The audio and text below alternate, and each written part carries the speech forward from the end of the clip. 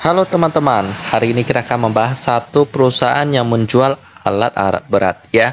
Kalau kita mendengar tentang alat-alat berat, pasti kita ingatnya tentang United Tractors yang pernah dibeli oleh Pak Loh Keng Hong dan cuan cukup banyak dari perusahaan tersebut ya. Tapi hari ini saya tidak akan bahas perusahaan itu. Saya akan bahas perusahaan yang bergerak di bidang yang sejenis, tapi mereka dari perusahaan yang lain ya. Ini adalah video yang di-request oleh teman-teman kita, yakni Kobexindot Tractor Tbk dengan kode emiten KOBX atau kita panggil aja KOBX, mirip-mirip dikit dengan nama perusahaannya ya. Kita mulai dari sejarah mereka terlebih dahulu, yang berdirinya masih bisa dibilang cukup matang ya, 2002, bergerak dalam bidang penjualan dan distributor alat berat termasuk penjualan suku cadang dan servis alat berat ya. Merek-merek yang mereka jual itu mungkin ada beberapa yang kita kenal ya, karena ada nama-nama yang mirip dengan nama-nama Korea ya, termasuk Doosan, Terex, Mercedes-Benz juga ada ya, itu dari Eropa punya, dan juga merek-merek lainnya. Alat-alat berat ya untuk pertambangan, untuk logistik itu mereka jual. Jadi bisa dibilang prospek daripada mereka ini cukup cerah ya, karena dari dulu sampai sekarang kita mendapatkan mineral-mineral penting untuk perkembangan teknologi itu dari dalam bumi. Ya, kadang-kadang juga datang dari angkasa sih seperti meteor, tapi kebanyakan masih dari dalam bumi ya. Apalagi bumi itu kan terbentuk dari hantaman-hantaman meteor juga ya. Jadi bahan-bahannya juga bisa berasal dari ruang angkasa, tapi perlu ditambang. Dan untuk menambang bahan-bahan tersebut maka diperlukan alat berat. Jadi prospeknya sih cukup cerah ya. Apalagi batu bara sekarang lagi sangat booming banget, kebutuhan energi lagi kuat-kuatnya dari beberapa belahan dunia seperti Eropa. Jadi pastinya pertambangan alat berat itu sangat dibutuhkan. Terbukti dari laba mereka yang sudah melonjak drastis ya, termasuk UNTR dan KOBX ini. Tapi apakah KOBX ini bisa bersaing dengan UNTR?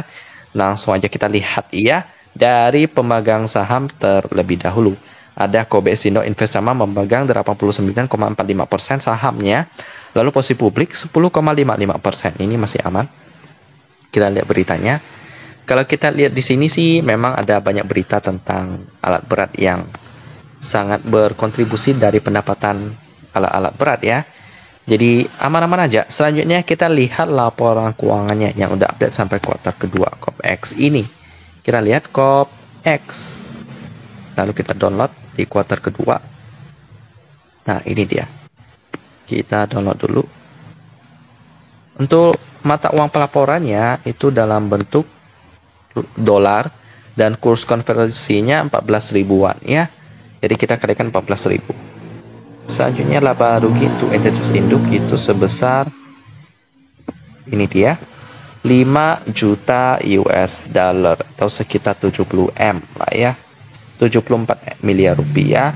Lalu PR-nya ini dapat 6,45 kali. Ini udah memenuhi watchlist standar saya. Cuman ada yang kurang dari KOBX ini, yaitu dari liquidity-nya ya. Tipis banget memang, 99%. Kita coba cek. Aset lancarannya sebesar 117 juta US dollar. Lalu liabilitas jangka pendek 117 juga ya.